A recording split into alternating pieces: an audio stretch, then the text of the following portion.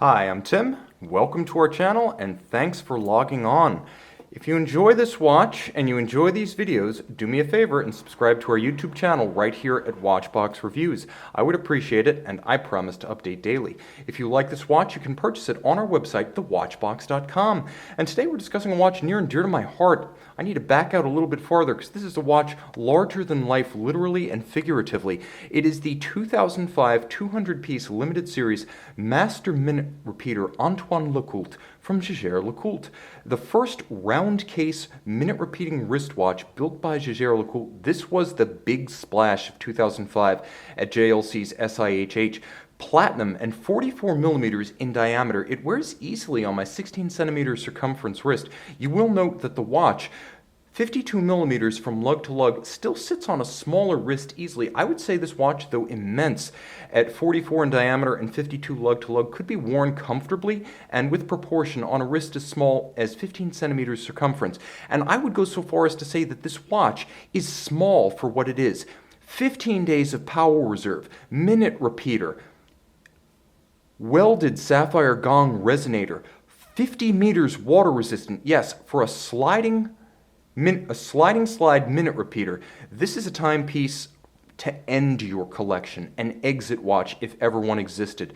Now, you will note that the watch is 15.5 millimeters thick, but it does have a generously sloped case flank, and you'll find that it slides underneath dress cuffs, even shirts.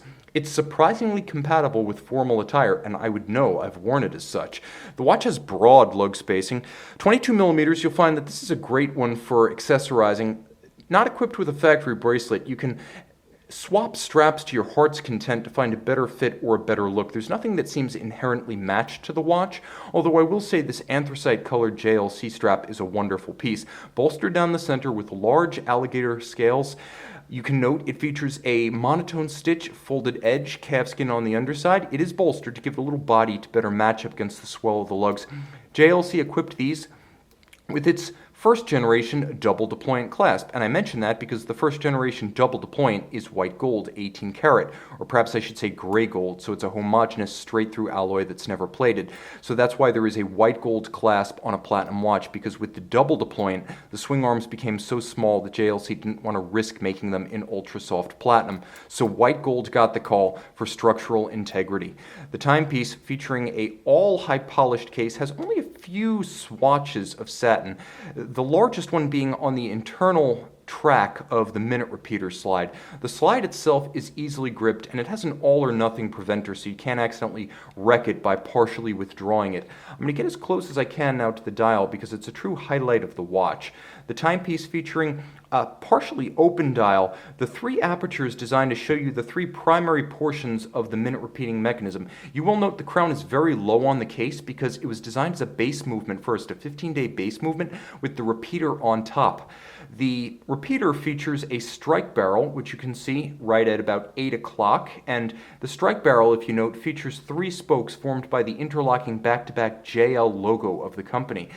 Moving up, you can see the rack and snail assembly, and I'm going to fire this up so you can see it in action, but you can see the rack and snail assembly that helps to read or follow the time for the repeater, and then you can see the hammers, which strike a hidden gong at approximately 4 o'clock on the dial. You'll also note the small plate with musical notes inscribed in blue. That is the point at which the gong, which runs under the dial, is physically welded to the sapphire, which is how you can have such a loud, bright, and resonant tone in spite of platinum, which is considered to be a melodic music for repeaters, but generally deadens the tone. This one sounds as though it were wrought not from platinum, but from steel or titanium. A few extra details that you might have missed as we jumped straight into the repeater.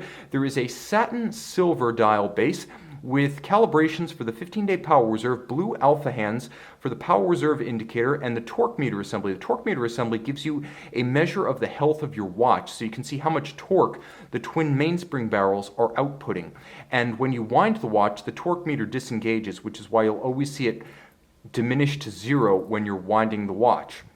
You'll also note that the timepiece features exquisite finishing of the repeater components, and surprisingly, you'll note that each of the faceted white gold indices and numerals features a small outboard pip of superluminova. Yes, there will be a lume shot for this watch at the end of the video. Turn it over, JLC wanted this to be an everyday watch, so they made it robust, they made it water resistant, and they made it visible at night. Let's see how close we can get and maintain focus, because this one deserves absolute scrutiny.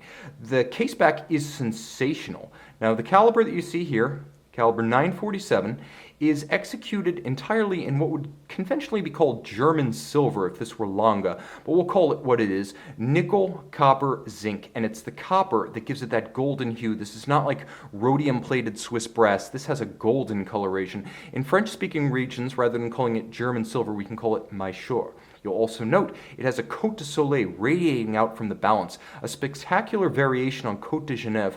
First introduced in the early 2000s by Jaeger-LeCoultre, it has a gorgeous diminishing span as it converges on the full balance bridge with a free-sprung index, the two features making the watch fairly shock-resistant and tolerant of vibrations and bumps on the wrist.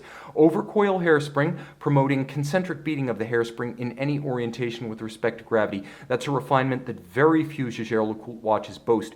You will note the 43 jewel movement featuring twin mainspring barrels with their arbors fixed by chaton and held in place by blued screws. Blued screws throughout. This is the real deal.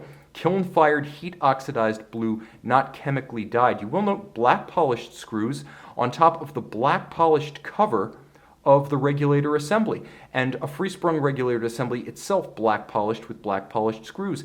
The reproduced signature of Antoine LeCoultre engraved into the three-quarter style pocket watch evocative bridge, because during the 19th century, JLC, or I should say LeCoultre back then, was famed for its pocket watch repeaters, to the point that it had a triple-digit count of original repeating calibers by 1900. So this is evocative of one of their pocket watch repeaters from that era. Everything that's an engraving, where it says jewels, where it says Swiss-made, the signature, Jaeger-LeCoultre, is engraved and then inked in blue ink, beautifully filled. You'll note there is a mirrored anglage at the edge of the bridges, the three-quarter style bridge, the cock for the train wheel, as well as the balance bridge itself, and you'll note that the jewel and screw countersinks have all likewise been perfectly mirror finished and beveled to create that partridge eye shine to match the anglage. There is a tight and even perlage engine turning across the base plate, and the twin mainspring barrels powering a balance beating away at 21,600 vibrations per hour.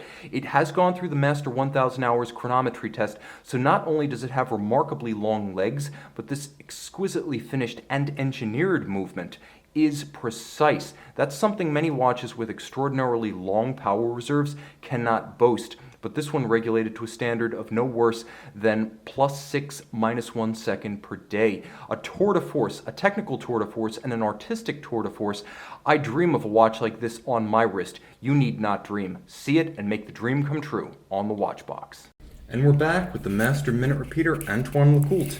Heck, why not?